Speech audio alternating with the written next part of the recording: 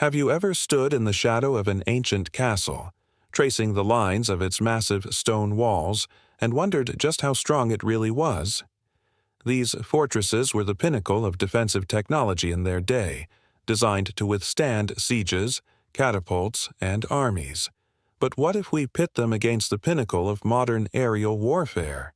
What would happen if a stealth bomber, a ghostly predator from the future, suddenly appeared in the skies above a medieval castle? Imagine this scene. It's the 12th century.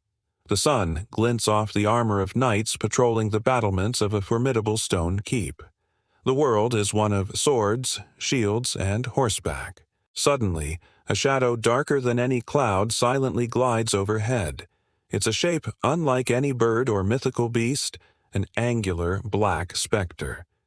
This is the B-2 spirit, a ghost to their eyes and ears, flying at an altitude they couldn't possibly comprehend.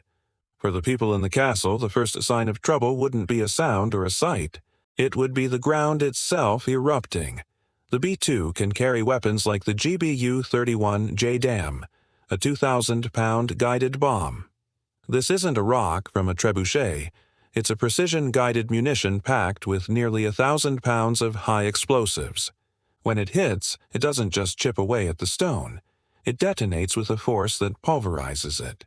A single JDAM striking the outer curtain wall would create a cataclysmic explosion. The shockwave alone would feel like a localized earthquake, shattering stone and sending deadly shrapnel flying for hundreds of feet. The wall, which might have taken months to breach with medieval siege engines, would be gone in a fraction of a second. A gaping hole would be torn open, not just a breach, but a complete obliteration of that entire section. The defenders wouldn't know what hit them. They'd be facing an invisible, instantaneous force that defies all logic and experience. Let's talk about the castle's defenses. What could they possibly do? Archers?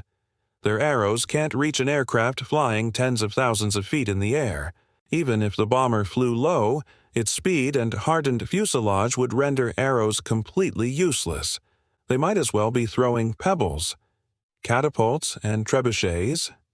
These were fearsome weapons, capable of launching massive projectiles. But they are slow, wildly inaccurate against a moving target, and have a very limited range and ceiling. Trying to hit a stealth bomber with a trebuchet would be like trying to swat a fly in another country with a tennis racket. It's simply not possible. The psychological impact would be just as devastating as the physical destruction. For medieval soldiers, warfare had rules and recognizable forms. You see your enemy, you hear their war horns, you clash with them on the field. An attack from a stealth bomber is an attack from a god or a demon. It's silent, invisible, and overwhelmingly powerful. Panic would spread like wildfire. Soldiers would abandon their posts, convinced they were facing supernatural wrath. The command structure would collapse. How can a lord command his troops against an enemy they can't see, hear, or fight? It's terror on a scale they couldn't even imagine. Let's consider a direct hit on the castle's keep, the central, most fortified tower. This was the last line of defense, the heart of the fortress. A modern bunker-buster bomb, like the GBU-28, is designed to penetrate feet of reinforced concrete before detonating. A medieval stone keep, no matter how thick its walls, would offer little resistance. The bomb would pierce through the roof and several floors as if they were made of parchment. The subsequent internal explosion would blow the keep apart from the inside out. The very symbol of the Lord's power and the ultimate sanctuary for his people would be turned into a pile of rubble in a single, terrifying moment. Now, let's expand the scenario. What if it wasn't just one castle, but an entire kingdom? A single B-2 can strike multiple targets in one mission with pinpoint accuracy. It could systematically dismantle every major fortress in a kingdom within a few hours. A king's power in the Middle Ages was tied to his land and his castles. By neutralizing these strongholds, the bomber wouldn't just be winning a battle, it would be dismantling the entire feudal structure. The kingdom would be rendered defenseless, its leadership decapitated, and its population thrown into chaos and terror. There would be no army to rally, no fortress to retreat to. The war would be over before the medieval defenders even knew it had begun. This thought experiment isn't just about explosions and destruction. It's a powerful illustration of the concept of a leap in military technology. Throughout history, game-changing innovations have rendered previous tactics obsolete. Think of the longbow at Agincourt, or the first tanks rolling across the trenches of World War I. But the gap between a stealth bomber and a castle is perhaps the most extreme example imaginable. It's a chasm, not just a gap.